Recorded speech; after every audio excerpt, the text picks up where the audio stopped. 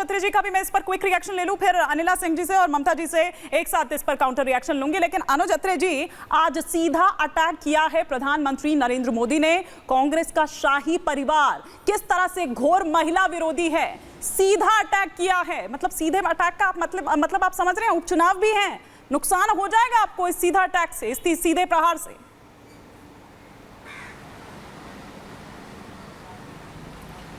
देखिए, इस चुनाव में किसको नुकसान होगा और किसको फायदा होगा ये तो ना आपने तय करना है ना मैंने तय करना है। ये जो जनता जनार्दन है वो तय कर रही है, और जनता ने तय कर लिया इन 5 चरणों के मतदान से, जिस वजह से बौखला गए हैं।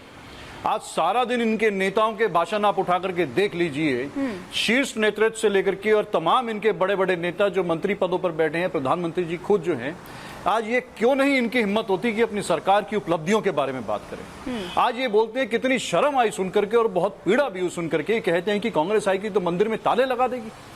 अरे किसने ऐसी बात सोची कि कोई कल्पना भी कर सकता है इस देश में? सवाल क्या पूछा है? देखिए, पहाड़ की बात कर रही हूँ सर, सुनिए ना, पहाड़ की बात कर रही हूँ। पहाड़ की महिलाएं पढ़ी लिखी होती हैं सर, और सीधा जब आप महिला पर हमला बोल रहे हैं ना, तो आप समझ रहे हैं कि उसका खामियाजा, उसका असर क्या भुगतना होगा आपको। खामियाजा जब मैं बोल रही हूँ तो फिर आप समझ जाइए ना कि असर क्या हो रहा है उसका। आप उनको नहीं बरगला सकते हैं। आप अगर किसी महिला पर इस तरह से, देखिए किसने महिलाओं पर हमला किया है। हाँ, हेलो हिमानी जी, किसने महिलाओं पर हमला किया है और कौन महिला न्याय की बात कर रहा है, देश की जनता जानती है। कांग्रेस पार्टी ने तो अपने जो हमारा मैनिफेस्टो है, जो हमारा न्याय पत्र है, उसमें प्रमुखता से सबसे पहली बात ही महिलाओं को न्याय दिलाने वाली बात है। लेकिन आज तक हमने कभी ऐसा नहीं किया कि बहुत हुआ महिलाओं पे बार, और अब की बार हमारी सरकार, और सबसे ज्यादा 10 वर्षों में अगर कोई महिलाएं पीड़ित हुई हैं, सबसे ज्यादा अगर महिलाओं पे अपराध हुए हैं और सत्ताधारी दल ने अगर किसी ने किए हैं तो भारतीय जनता पार्टी है।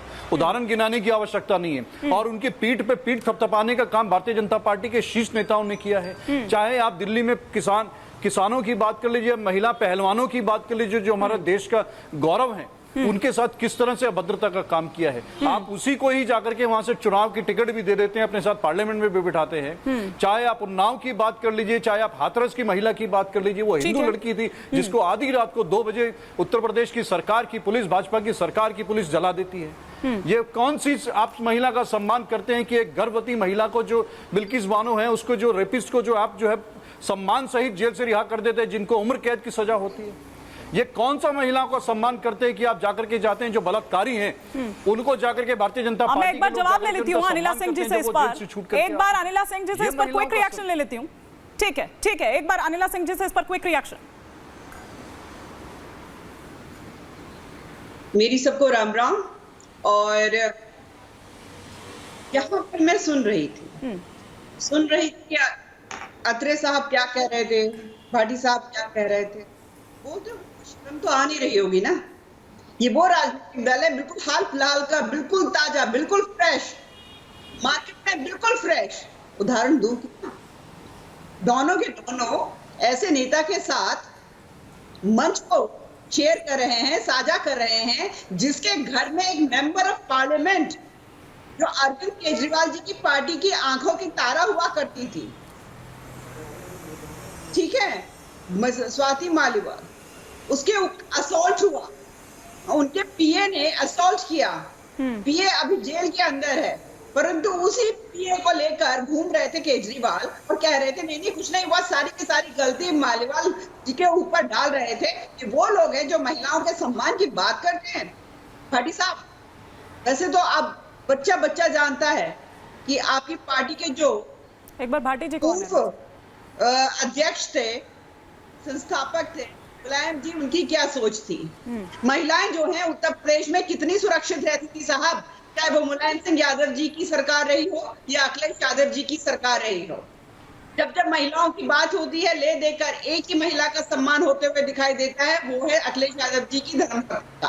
बाकी जो महिला कार्यकर्ता है वो कहाँ है, समाजवादी पार्टी में दिखाई नहीं देती है। और यहाँ पर मैं अत्रे साहब को सुन रही थी, प्रियंका वाड्रा क्यों चुप थी, स्वाति मालिवाल जी के लिए क्यों चुप थी भाई, संदेश क्यों चुप थी भाई, जब वो ये कहती हैं कि मेरे लिए महिला मतलब महिला होता है, मैं उनको किसी जाति और राजनीतिक दल के आईने से नहीं देखती हूँ, चश्मे से नहीं देखती हूँ, तो ये कौन सा तरीका होता है, पिक एंड चूज।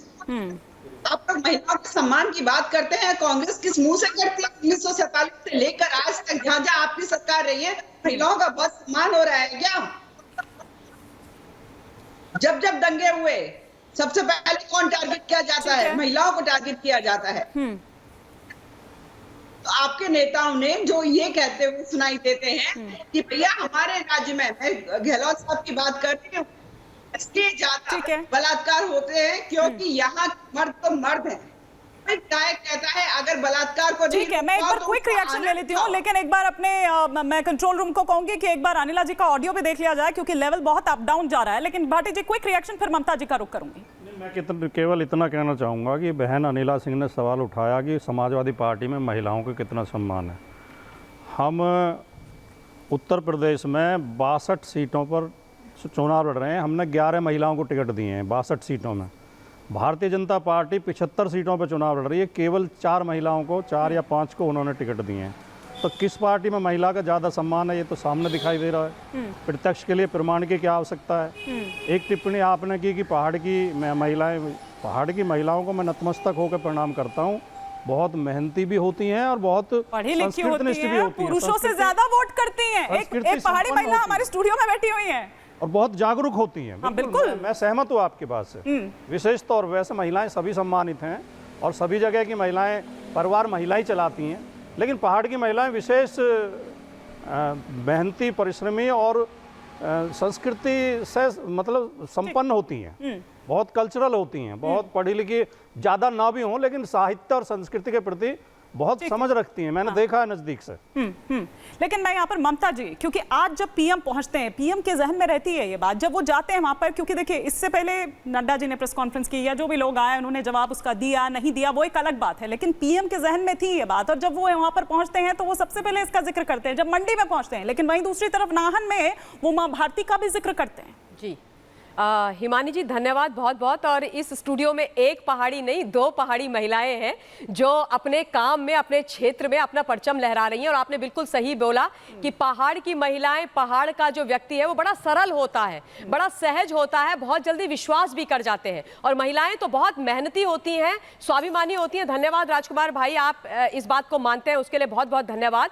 अब मैं 2-3 महत्वपूर्ण चीजें बोलती हूँ। जहां तक देश के आदरणीय प्रधानमंत्री जी का प्रश्न है, उन्होंने तो सदैव मातृशक्ति के सम्मान में अपना सर भी झुकाया है और काम भी किया है, चाहे वो 33% रिजर्वेशन, नारी शक्ति वंदन अधिनियम की बात हो या फिर महिलाओं के लिए टॉयलेट इज्जत घर बनाने की बात हो या बाकी चीजें बात हो। पर मैं आज अब महत्वपूर्ण बात करती हूँ। यहाँ पर मैंने सबकी बातें सुनी। यहाँ पर बोला गया कि भाई ऐसा क्या बोल दिया कांग्रेस ने, और राजकुमार भाई ने भी बोला कि ऐसी कौन सी, मतलब क्या बात हो गई, मंडी में क्या भाव चल रहा है।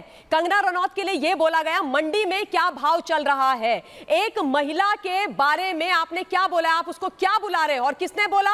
सुप्रिया श्रीनेत, एक महिला राष्ट्रीय प्रवक्ता कांग्रेस पार्टी की, बकायदा आपने सोशल मीडिया पर जाकर के बोलती है। यह तरीका है, यह स्तर है एक महिला के बारे में बात करने का। मान लिया आपकी राजनीतिक वो प्रतिद्वंदी है, विरोधाभास है आपका विचारों का उसके साथ, लेकिन आप उसको मार्केट में इस तरीके से खड़ा करेंगे, उसका बोल भाव लगाएंगे? पहली बात। दूसरी बात, लड़की हूं लड़ सकती हूं वाली पार्टी है ना ये, लड़की हूं लड़ सकती हूं की बात करी थी इन्होंने, पिछले यूपी के चुनाव में नारा दिया था। राधिका खेड़ा, ज्यादा दूर जाने की जरूरत नहीं है, इनकी राष्ट्रीय प्रवक्ता, जिसको कूट दिया था पार्टी कार्यालय के अंदर और बोला था बताओ दारू की कौन सी ब्रांड पीती हो, कमरे के अंदर उसको बंद कर दिया था। बाहर आके रोई है, उसने सबको बोला, उसकी कोई गुहार नहीं लगाई गई। तीसरी जरूरी बात, ये बात कर रहे थे कांग्रेस वाले मेरे भाई कि हमारे यहां पर तो बस मतलब बड़ा ही राम राज्य चल रहा है, महिलाओं का बड़ा सम्मान हुआ है। ज्यादा दूर जाने की जरूरत नहीं है। अभी अभी आपके हाथ से राजस्थान की सरकार निकली और जब आपकी यानी कांग्रेस की सरकार वहां पर थी तो एनसीआरबी का डेटा कहता है कि सबसे ज्यादा महिलाओं के ऊपर अट्रॉसिटीज आप लोगों के टाइम हुई है। राजेंद्र गुढ़ा जी याद होंगे, इन लोगों के एक मंत्री हुआ करते थे जिन्होंने सदन में खड़े होकर के बोला था विधानसभा में कि अगर महिलाओं को बचाना है ना राजस्थान की, तो पहले कांग्रेसियों से बचा लो, उसके बाद बाकी की बात आप बाद में कर देना। एक चीज और बोलना चाहती हूं अखिलेश यादव जी के बारे में, क्योंकि राजकुमार भाई ने बहुत सारी बातें करी। अखिलेश यादव जी ने कुछ दिन पहले अभी अरविंद केजरीवाल जी के साथ एक साझा प्रेस कॉन्फ्रेंस करी थी और स्वाति मालीवाल का जब प्रश्न आया तो उन्होंने क्या बोला था? क्या बोला था उन्होंने कि स्वाति मालीवाल के अलावा भी और आवश्यकता ही नहीं है, ज्यादा महत्वपूर्ण मुद्दे हैं। यानी कि समाजवादी पार्टी के लिए देश की आबादी महत्वपूर्ण नहीं है, है ही महिलाओं की इज्जत अस्मिता इंपॉर्टेंट नहीं है। एक महिला सिटिंग चीफ मिनिस्टर के घर में पिट जाती है, वो महत्वपूर्ण नहीं है। क्या महत्वपूर्ण है? चलो भैया झूठ बोल लो, चलो भैया क्या कहते हैं चुनाव की कहानियां सुना लो, ये कर लो वो कर लो, और ये महिला सशक्तिकरण की बात करते हैं। और ये उसके बाद उस पार्टी को आंखें तरेर रहे हैं जो सब कुछ महिलाओं के लिए कर रही है। और मैं आपको बता दूं 4 जून को रिजल्ट आने वाले, यहीं हम सब लोग बैठे होंगे, लिख के ले लीजिए। मात्र शक्ति पूरब से पश्चिम, उत्तर से दक्षिण भर भर के इस देश के प्रधानमंत्री नरेंद्र दामोदर दास मोदी जी को वोट दे रही है। Mark my words. तो